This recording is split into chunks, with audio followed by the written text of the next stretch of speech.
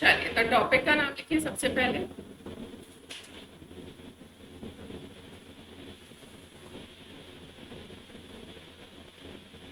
Classification of accounts. But classification किस हिसाब से? Traditional approach.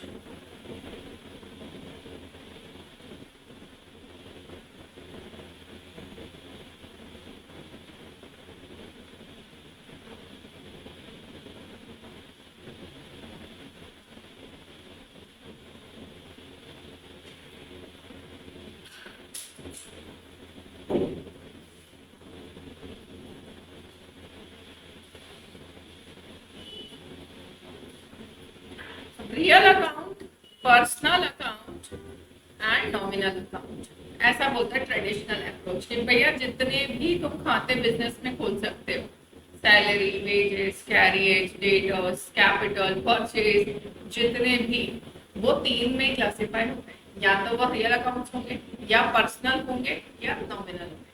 मैडम ये क्या होता है, हम बताते हैं। रियल अकाउंट मतलब जो हिंदी में इसका नाम है वास्तविक खाते, मतलब जो रियलिटी में आपको दिखते हैं। When you enter in any business, तो यू व्हाट यू सी जो है वहां पर वो दिखता है, जैसे स्टॉक है, फर्नीचर है, बिल्डिंग है, मशीन है। तो बोल सकते हैं सारे एसेट्स के खाते रियल होते हैं, कह सकते हैं, क्योंकि एसेट है, इसको मैं एसेट बोल सकती भी, तो ये रियल में है ना, इसलिए। तो आप लिख सकते हैं one liner definition.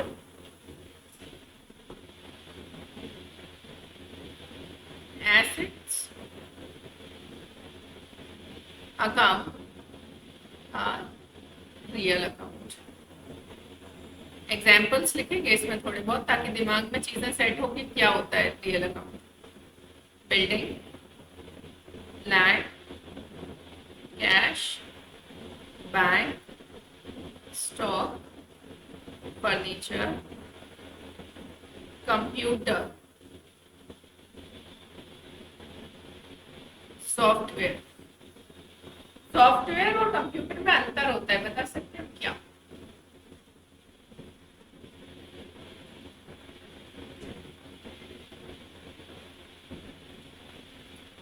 We buy software, we buy, क्या हमें कुछ सामान ऐसे हाथ में मिलता है? नहीं। सॉफ्टवेयर जब भी हम बाय करते हैं तो सॉफ्टवेयर रन करने के लिए we always need a hardware. Hardware, software. तो कंप्यूटर जो होता है ना वो हार्डवेयर है, और सॉफ्टवेयर उसके अंदर जो डाला, हार्डवेयर, सॉफ्टवेयर। सॉफ्ट मतलब जो दिखेगा नहीं। तो जितना भी कंपनी आज की तारीख में देखिए, कोई भी कंपनी बिना सॉफ्टवेयर के नहीं चल रहा। इमेजिन करो, आजकल आप इवन स्कूल्स में देखो तो आजकल वो जीपीएस ट्रैकिंग और मोबाइल एप्लीकेशन होता है स्कूल का, जिसमें होमवर्क और ये सब आ रहे हैं। ये सब क्या है स्कूल का? सॉफ्टवेयर। उनके लिए वो बहुत हैवी इन्वेस्टमेंट करते हैं, और ऐसा इन्वेस्टमेंट, पैसा तो दे रहे हैं ना, सॉफ्टवेयर खरीद रहे हैं। तो पैसा जो उन्होंने दिया और सॉफ्टवेयर खरीदा, वो क्या है ऑर्गेनाइजेशन के लिए एसेट, क्योंकि उससे बेनिफिट तो मिलेगा लॉन्ग टर्म। बट ये एसेट और इसमें अंतर क्या है वो लिख लो। एक ये जो यहाँ से यहाँ तक की मैंने एसेट्स लिखी, इनको बोलते हैं टेंजिबल, टेंजिबल एसेट्स। और ये जो होता है सॉफ्टवेयर हो गया, किसी कंपनी की गुडविल हो गई। कई बार एक दुकान है जहाँ आप रेगुलर जाते हो, जबकि उसके बाजू में भी उसी चीज की दुकान है, बट आप वहां नहीं जाते हैं। क्यों? क्योंकि कहीं ना कहीं उस बंदे की गुडविल है। तो इस तरह की जो एसेट्स होती है इनको बोलते हैं इनटेंजिबल। गुडविल मैं बताती हूँ। आप आइसक्रीम कहाँ खाते हैं? Top and town. जबकि मार्केट में तो अमूल के भी आइसक्रीम पार्लर है, और वाडीलाल के भी है। But why you go to top and town? Because you like it, that's it's goodwill. whenever you like something and you go repeatedly, पानी पताशा या पानी फुल्की तुम्हारे भोपाल की भाषा में, पानी फुल्की खाना है तो आप हर जगह के नहीं खाते हो, you go to a specific place. Why? You like it. तो जब आप एक को लाइक कर रहे हो दूसरों के कंपैरिजन में, एक को पसंद कर रहे हो, मतलब उस बंदे की गुडविल है। और गुडविल होने से, अगर आज मैं कहूँ कि गुडविल होने से मैं क्या फायदा, अभी बहुत फायदा, कस्टमर रिपीट आता है। डोमिनोज, मैकडोनल्ड, इन सब की गुडविल ही तो है, जो नए पिज्जा या बर्गर ब्रांड को बनने ही नहीं दे रहे। जन्मों से हम, आप शायद जब बर्थ लिया होगा आपने, तब से अभी तक आप डोमिनोज, पिज्जा हट, मैकडोनल्ड्स, इसके अलावा नाम कुछ चौथा सुना? बेचारे ला पिज्जेरिया वाले, द पिज्जेरिया, कितना खुल गया बट नहीं ग्रो हो रहा, कारण गुडविल ऑफ अदर। तो ये बिजनेस को अर्न करना पड़ती है ओवर द टाइम। जब आप कंटिन्यू अच्छी सर्विसेज देते हो तो आपका क्या क्रिएट होता है, तो ये आपको बेनिफिट देता है। इसीलिए जब गुडविल बेनिफिट देता है, इसीलिए ये क्या है, एंड ये क्या है, एसेट। एसेट हम हर उस चीज को बोलते हैं जो हमें एफईबी दे, फ्यूचर इकोनॉमिक बेनिफिट। अगर कहीं नहीं लिखा है तो ये वर्ड जरूर लिखे ना। एसेट हर वो चीज को हम कहते हैं जो हमें एफईबी दे। एफईबी का मतलब फ्यूचर, मतलब जिससे हमें भविष्य में कुछ बेनिफिट मिलेगा। इकोनॉमिक मतलब मॉनेटरी टर्म्स में होना चाहिए।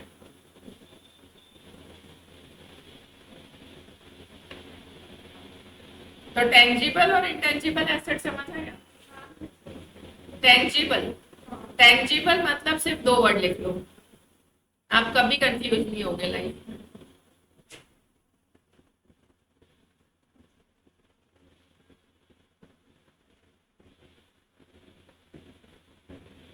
क्या किसी की गुडविल को आप देख सकते हो, छू सकते हो, बट अगर लैंड है किसी की तो yes, we can see and touch. तो जो भी एसेट्स हैं वो दो तरह से क्लासिफाई हो गए भैया, tangible which we can see and feel touch, and intangible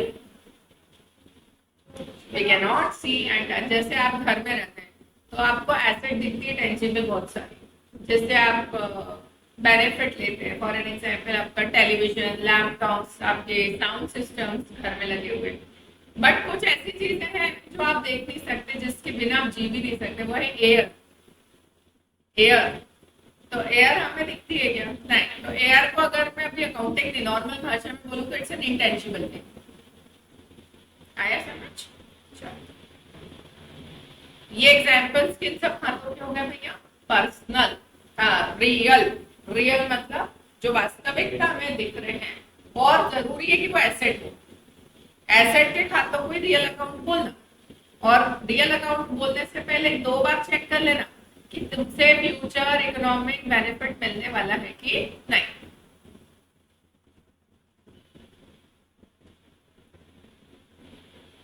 oh, battery down. मेरा स्टाफ कितना कलाकार है। अभी का लगा हुआ नहीं बेटा, देख के आना, बोलना चार्जिंग पे लगा दे। वो गेट ही लगा देते कि मैं बार बार आवाज ना दे। बोलना याद से बोलना, हाथों हाथ लगा दे।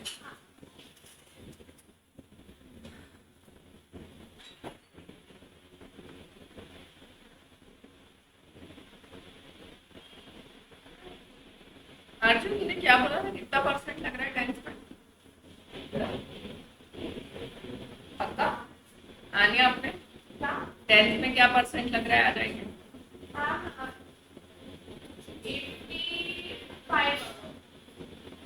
दोनों बोल तो रहे हो, और आ गए तो जिसके आए वो मेरी तरफ से पार्टी लेगा।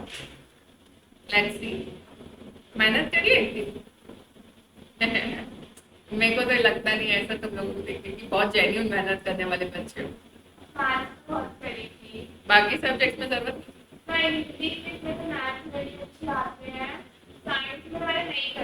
क्यों?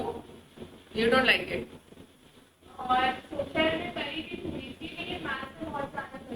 उसके कंपैरिजन में पेपर तो बहुत, मतलब मैंने इतना सारे बहुत इजी लग रहा था paper. That's the real trick. आपने 10th में समझना चाहिए, ये बहुत अच्छी बात है। 11th में भी if you want to be comfortable in your final exam, पूरा कोर्स होने के बाद क्या कोर्स होगा, यहाँ पे टॉपिक वाइज टेस्ट होते हैं, उससे कुछ एनालिसिस नहीं आता। एनालिसिस आता है जब you give a mock paper, feel आता है अरे हमारा 11th का एग्जाम नहीं है, ऐसा ही आना है। तो अगर 5-7 मॉक पेपर लगा लिए यहाँ, सैम्पल पेपर्स इंक्लूडिंग, तो आपका 11th अच्छा, फिर 12th में सेम प्रैक्टिस।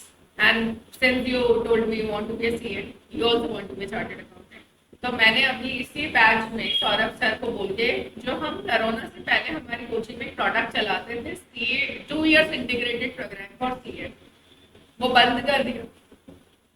उसको बोला उसको रिवाइव करो प्रोडक्ट को, तो उससे ये फायदा होगा कि along with your this academic books थोड़ा सा एक्स्ट्रा मेहनत करवाऊंगी, हफ्ते में एक्स्ट्रा 3 घंटे, बस एक हफ्ते का 3 घंटा टोटल में, आधा घंटा रोज समझ लो। और अगर ऑल्टरनेट पैटर्न मेरे काम के लिए तो 1 घंटा। आपका पूरा 11th और 12th के साथ ही मैं सी लगा फाउंडेशन। उसका क्या फायदा होगा पता है? जस्ट आफ्टर 12th, जो 2 महीने बाद ही जून एग्जाम देने को मिलता है, अब तो मिलेगा नहीं यार। अब एक तो प्रॉब्लम इतनी हो गई है, अब साल में 3 बार एग्जाम कर दिया।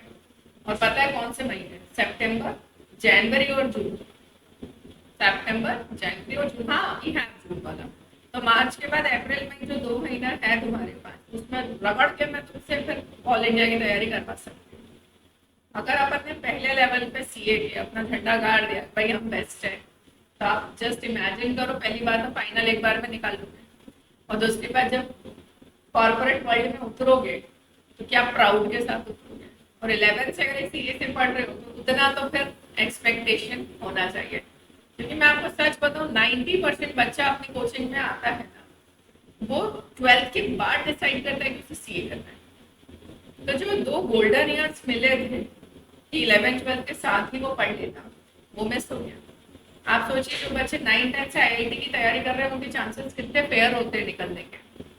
सेम अभी कॉमर्स में ये चीज अभी यहाँ भोपाल में डेवलप नहीं हो पा रही है। मैं बहुत सेमिनार्स लेती हूँ and I try to develop this habit कि भाई कॉमर्स लिए थे मतलब थोड़े बिल्कुल वैले हो जाओ, बिल्कुल स्कूल बुक्स ही पढ़ेंगे हम तो 2 साल, ऐसे ही बच्चों का एटीट्यूड है।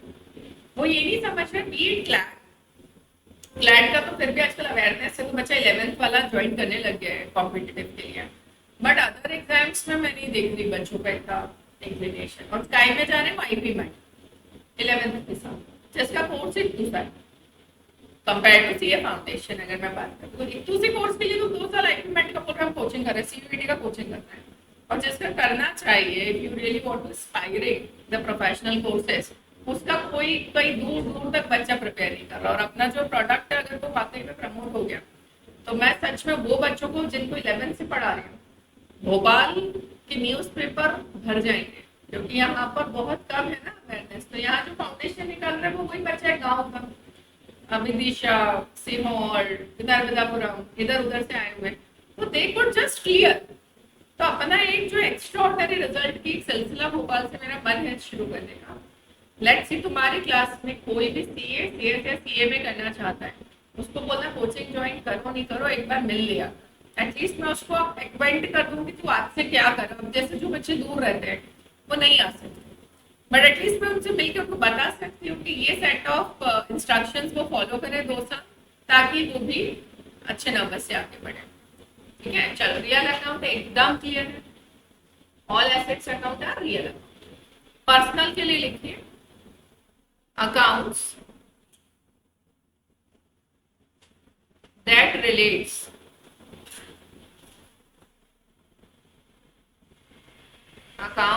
Relates to a person.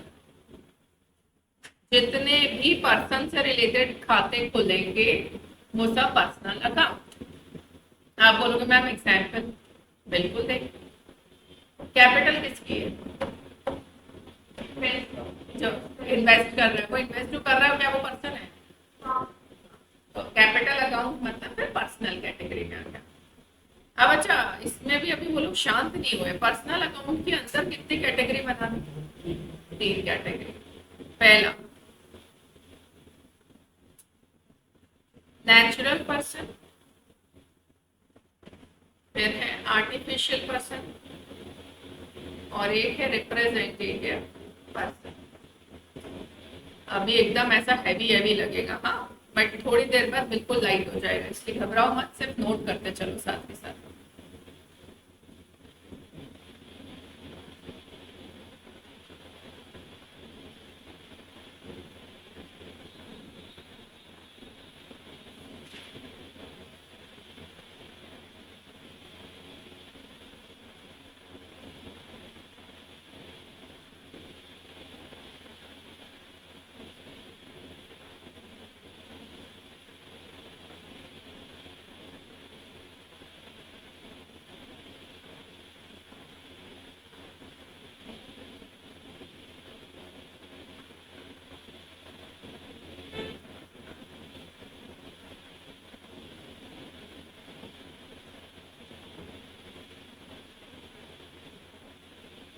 लिखा। नेचुरल पर्सन के नीचे लिखिए क्रिएटेड बाय गॉड।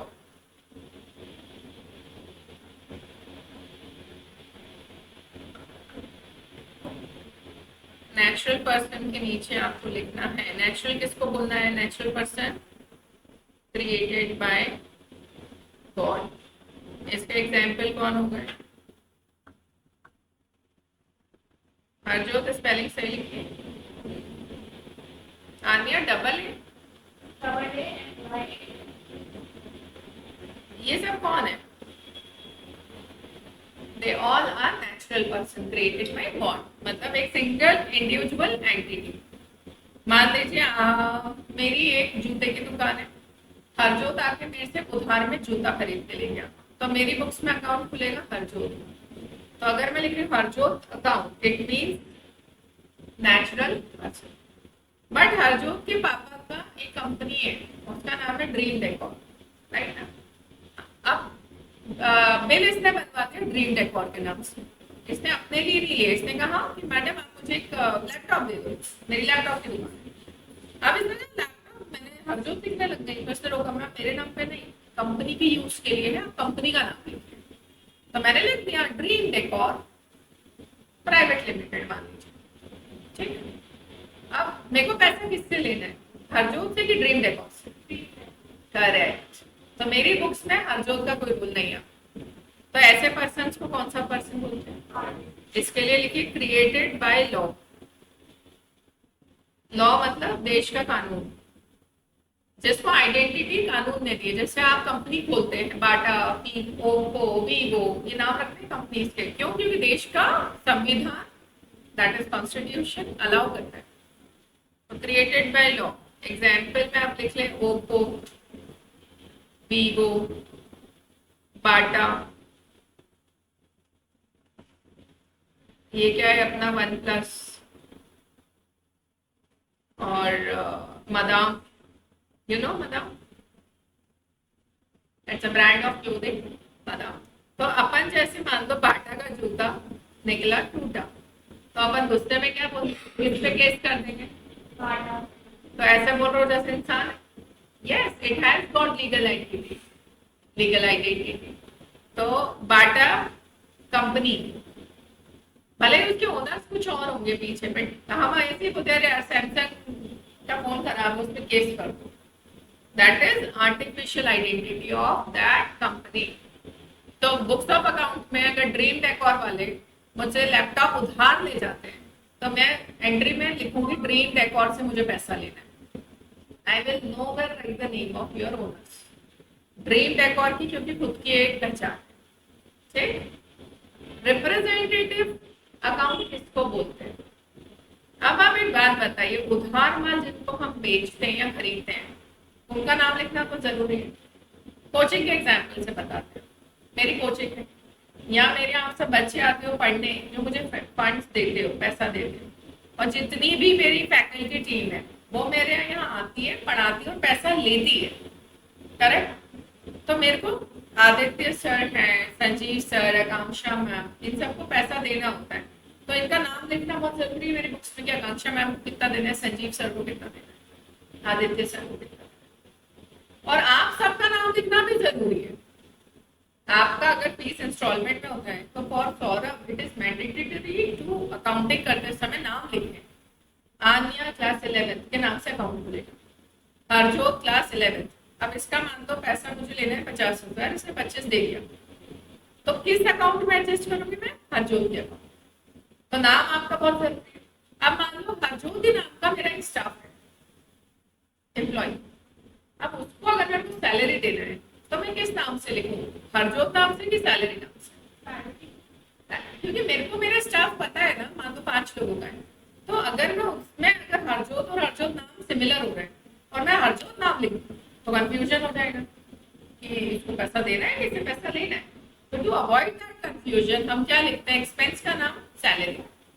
क्या लिखते हैं? एक्सपेंस है, सैलरी है मंथली। हम कभी ऐसा नहीं लिखेंगे मैं सौरभ सैलरी, हम क्या लिखेंगे? सिर्फ सैलरी, जिसमें मेरे सारे स्टाफ आ जाएगा। सैलरी एक्सपेंस लिख दिया, अदरक है, 2 बिस्किट दे, ठीक। अब मान लो महीने का सैलरी अभी मैंने नहीं पे किया, मेरे पास पैसे नहीं थे। अब आप पूछ सकते क्यों नहीं किया, अरे भाई पैसे नहीं थे, नहीं दिया। अब अकाउंटिंग ऐसा बोलती है कि पहले तुमने पैसा दिया हो नहीं दिया, जिस महीने का खर्च है उस महीने में लिखो। ऐसा कौन बोलता है? अकाउंटिंग। 12 महीने की अकाउंटिंग होती है, 1 साल की, तो जो खर्चा उस 12 महीने में आ रहा है उसको लिख दो। अब मैं क्या नाम लिखूं? सौरभ सैलरी की आउटस्टैंडिंग सैलरी? यस, मैं लिखूंगी आउटस्टैंडिंग सैलरी। ये किसको देना है? तो वो पर्सन है। तो जो भी खाते जिसके आगे ये 2 नाम ध्यान से देखिए। कई बार ऐसा हो सकता है वो मेरे से ज्यादा सैलरी ले जाए, उसके घर में जरूरत है। एडवांस नाम सुना है आपने? पिक्चरों में तो देखा ही होगा, एडवांस सैलरी होती है कि भाई आपने काम करा, आपके यहाँ भरोसा है, बाई ऑन ले जाती, एडवांस दे दो मैडम, एडवांस दे दो। तो एडवांस सैलरी भी किसको रिप्रेजेंट कर रही है? पर्सन। क्यों? क्योंकि उस बंदे से अभी हमें बेनिफिट और बाकी है लेना। बट अगर सैलरी, तो अब ये मत बोलो मैम सैलरी भी तो किसी पर्सन को ही दी होगी आपने। अरे माना दी होगी, बट वो बिजनेस के लिए एक्सपेंस है। आज 1 महीने उस बंदे ने मेरा काम करा, मैंने तनख्वाह दे दी, फिर उसका मेरा कोई रिलेशन एज सच नहीं है। बट अगर आउटस्टैंडिंग सैलरी है तो रिलेशन है। आउटस्टैंडिंग सैलरी मतलब मेरे को उस व्यक्ति को पैसा देना है, तो पर्सनल कनेक्ट हो गया वापस से। तो जब भी किसी खाते के साथ आउटस्टैंडिंग एडवांस वर्ड जुड़ जाए तो ऐसे खातों को कौन सा खाता बोलते हैं? Personal account, representative personal account, क्योंकि ये खाते किसी व्यक्ति को रिप्रेजेंट कर रहे हैं। अगर मैं पूछूं एडवांस सैलरी है तो आप पूछ सकते हो किसको दिए, तो पर्सन आ गया ना बीच में।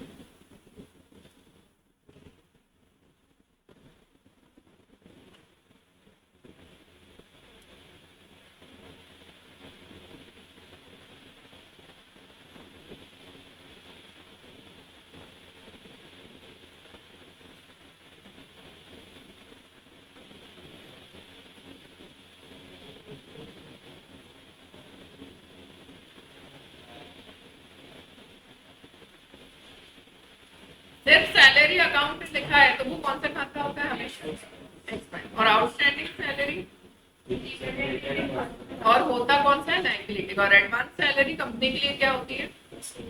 क्यों? क्योंकि उसका बेनिफिट मिलना है। क्योंकि एडवांस सैलरी दे रखी, वरना मैं पैसा नहीं भी दूं तो भी मेरे लिए आके काम करेगा।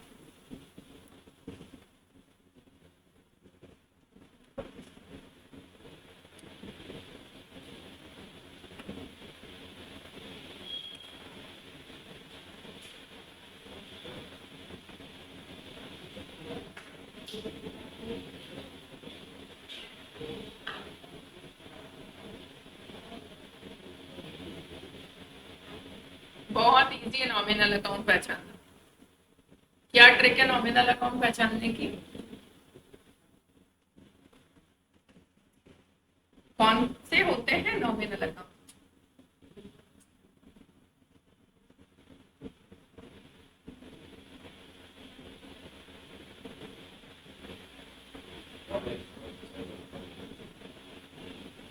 इनकम है वो भी रिसोर्स है।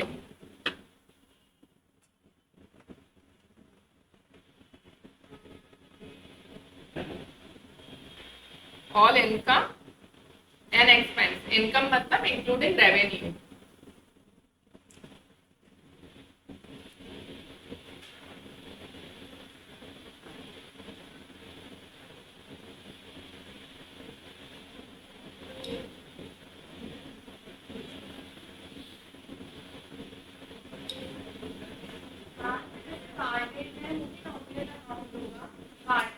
हंड्रेड परसेंट एक्सपेंस है और एक्सपेंस नॉमिनल। सैलरी अकाउंट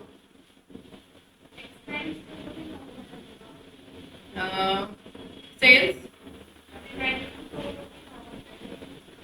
बात पकड़ में आती है।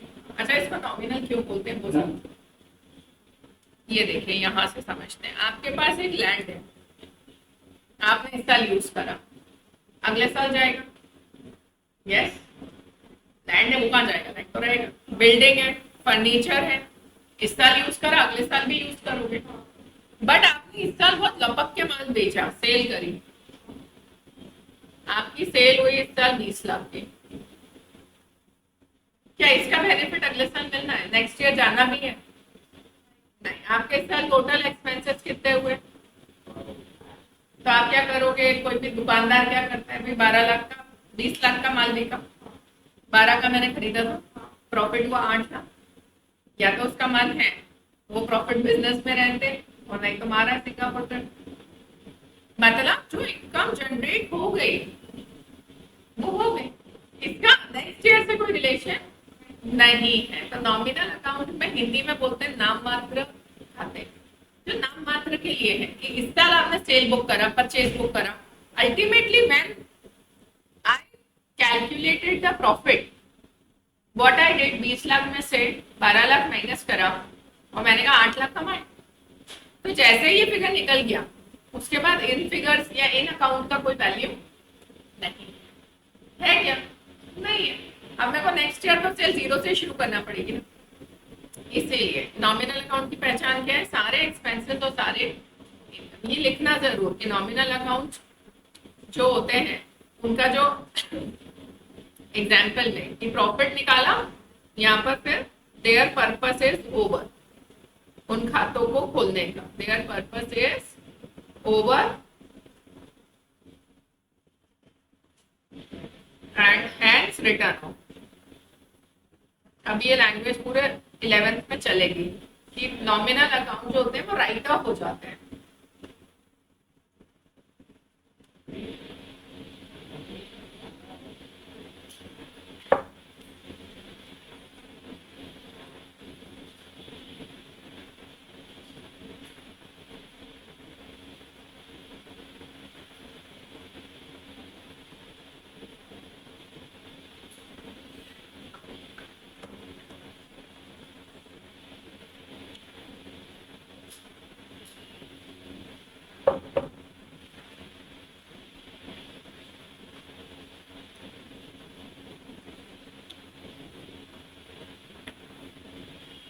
अच्छे से नोट करिएगा क्योंकि अब हम आज का पूरे इसमें 4-5 क्वेश्चंस करेंगे। बढ़िया, पूरा फुल आपके दिमाग में ये कंसेप्ट उतारना आज का टारगेट है।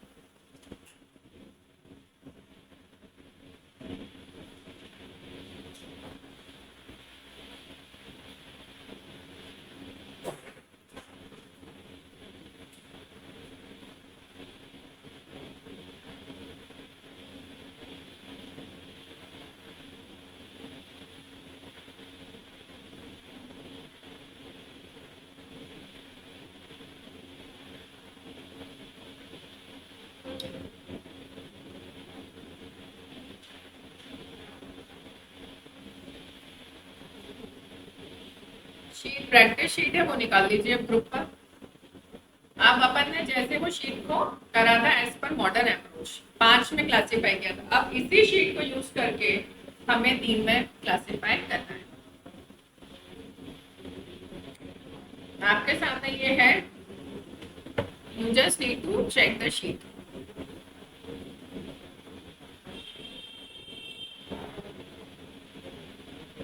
ये पूरा पेज एक यूज में मैंने कर दिया।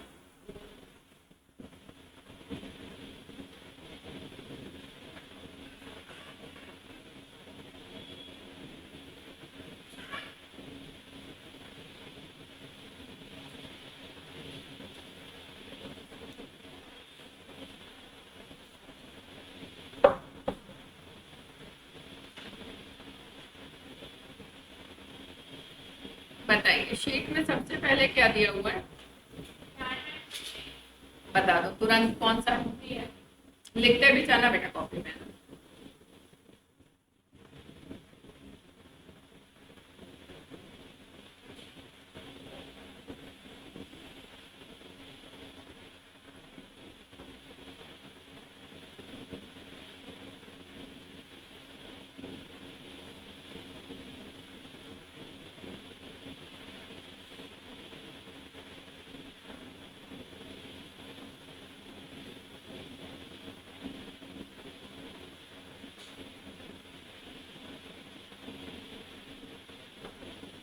एक बार कर लूँ फिर मैं डिस्कस करती हूँ कि आपने सही क्लासीफाई किया कि नहीं। पहले स्टेप अभी पहला।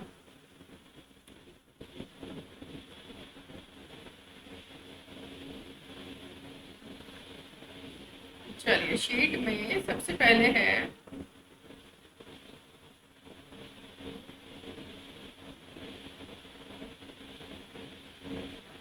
प्लांट मशीन, वो तो आपने रियल बोला होगा आराम से। फिर दिया है बैंक लोन, पर्सनल, करेक्ट।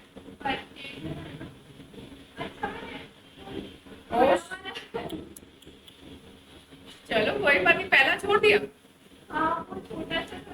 चलो अभी ओरली समझ लेगा। Bank loan is a personal, क्योंकि लोन हमेशा एक पर्सन को ही मिलता है। जैसे मान लो लोन है, अगर अपन लोन लोन चिल्ला रहे हैं तो अपने दिमाग में ये भी तो हो रहा है there is a person behind taking the loan. Discount received, excellent. Carriage inward, bills payable, bills payable, personal, payable. We are supposed to pay to that person. Bills payable, wages, goodwill, furniture.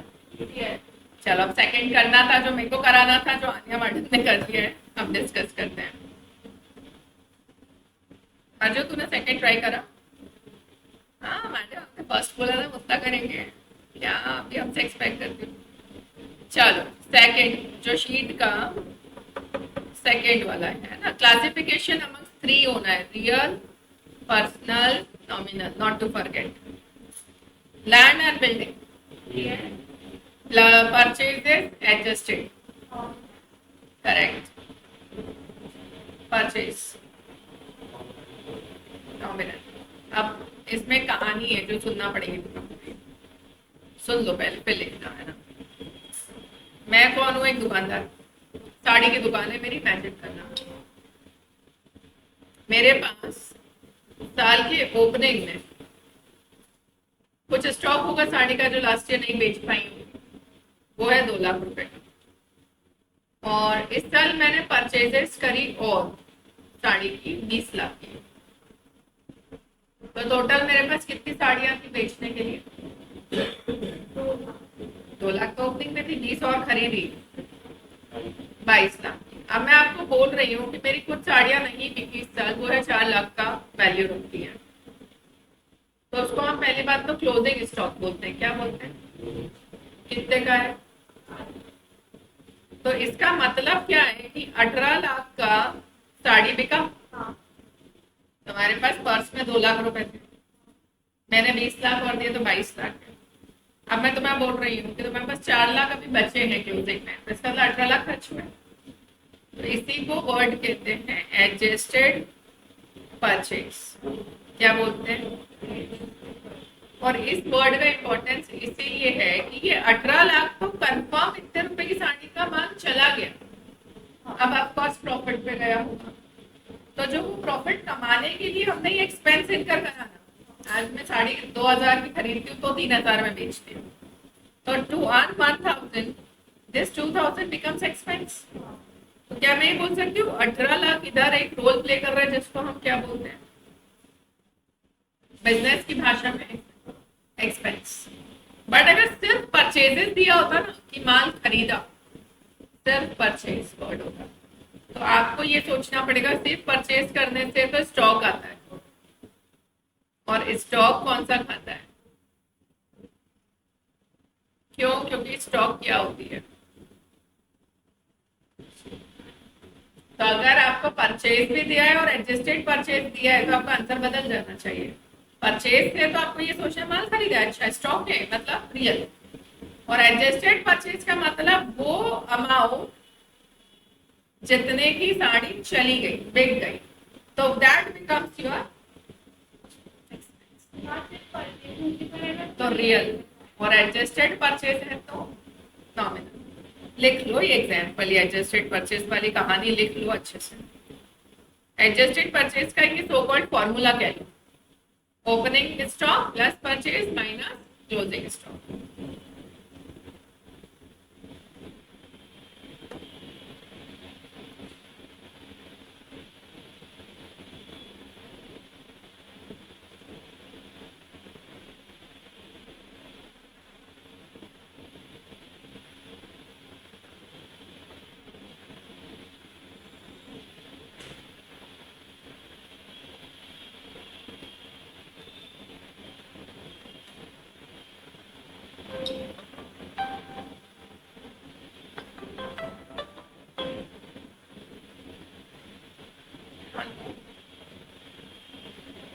हाँ, बस class में। हम्म, हाँ, करती हूँ उनके लग बच्चे अभी अतिरिक्त सो रहा है निश्चित। हाँ हाँ। हम्म, है ना, मैं लगाती हूँ फिर क्लास से निकल के।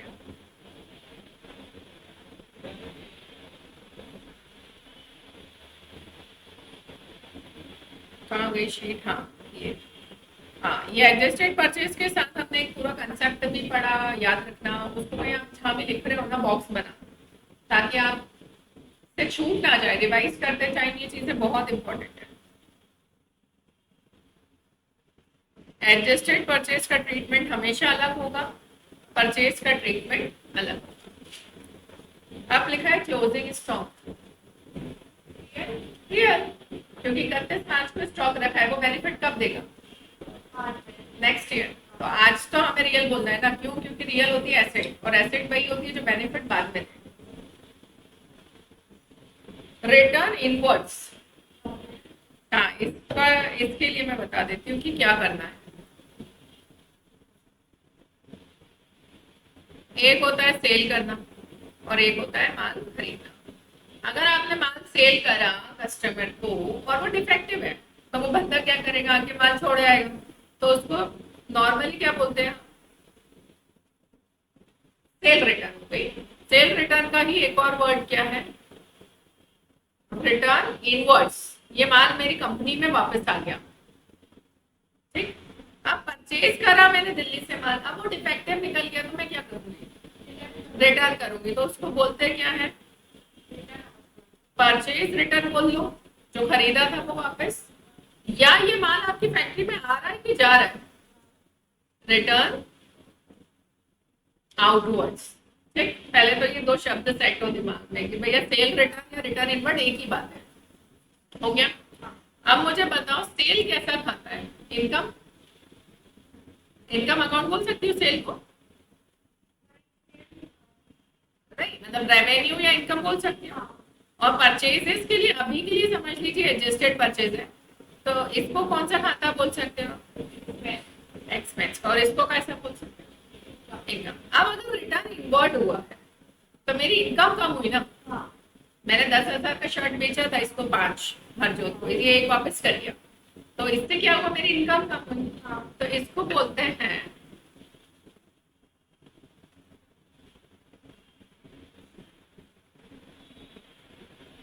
एक सेकेंड, कॉन्ट्रा इनकम ही बोलते हैं, चेक करिए।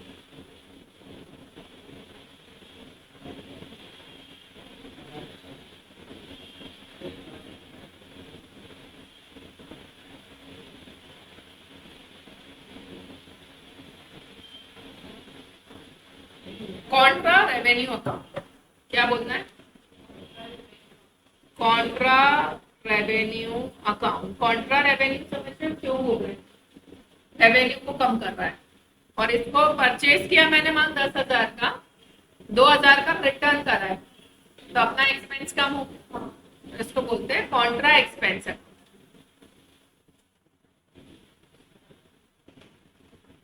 अच्छा, रिटर्न इनवर्ड हो या रिटर्न आउटवर्ड हो, दोनों होंगे सेल और परचेज से रिलेटेड ही है, और इसीलिए उनको आप क्या बोल सकते हो? Nominal accounts. क्या बोल सकते हैं? Nominal account. बट ये कॉन्सेप्ट था, समझाना बहुत जरूरी था, इसीलिए समझा दिया, क्वेश्चन करने के लिए जरूरत नहीं थी। चलिए अगला क्या है? वेजेस, जो मशीन पे काम करने वाले को डे, मैंने बताया था वो दिहाड़ी, daily basis, salary monthly basis पे। Expense nominal, office expense, carriage inward, carriage outward, discount अलग, discount receive, bad debts, expensive, sales, sales, sales, nominal, capital account, capital account, person. Capital किसकी है? नेहा मैम की ना। नेहा मैम कौन है? Chatterjee loan, insurance, insurance अपन insurance के लिए पैसा देते हैं कि आग लग गई तो अपन हमें पैसा देते हैं। It's expense for business. Nominal. Commission, nominal. Plant machine, furniture, bills receivable, bill receivable asset तो है ही, एसेट तो है ही, बट बिल रिसीवेबल किसी पर्सन से होना है, इसीलिए यहाँ पर पर्सनल है। अब जो एसेट, जो खाते आपके एसेट के भी है, तो आपको चेक करना पड़ेगा कि वो एसेट का ही, प्योर एसेट का तो रियल बोलो। बट अगर वो ऐसा एसेट है जिसको मॉडर्न में तुमने एसेट बोला, बट अगर वो व्यक्ति संबंधित है, पर्सन रिलेटेड है, तो उसको पर्सनल बोलना है। तो बिल रिसीवेबल किससे होगा? पर्सन से। तो बिल रिसीवेबल अकाउंट क्या क्या कहोगे? पर्सनल। Sundry debtors, personal. हर एसेट का खाता रियल नहीं है, जो खाता पर्सनल नेचर का है वो पर्सनल है। सन्ड्री डेटर्स कौन है? जिनसे पैसा आना है, पर्सन है। क्रेडिटर्स, सन्ड्री वर्ड मतलब पता है? सबको मिला के, सबको नहीं। सन्ड्री का यहाँ मतलब है इकट्ठा, 10 को इकट्ठा कर। फिर cash, office equipment, bills payable,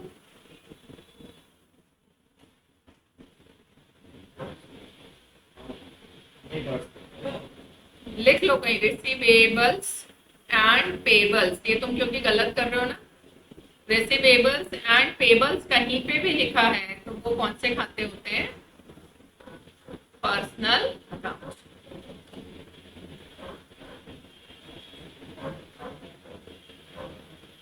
expenses payable, personal. जैसे इसी को आउटस्टैंडिंग एक्सपेंस भी बोलते हैं।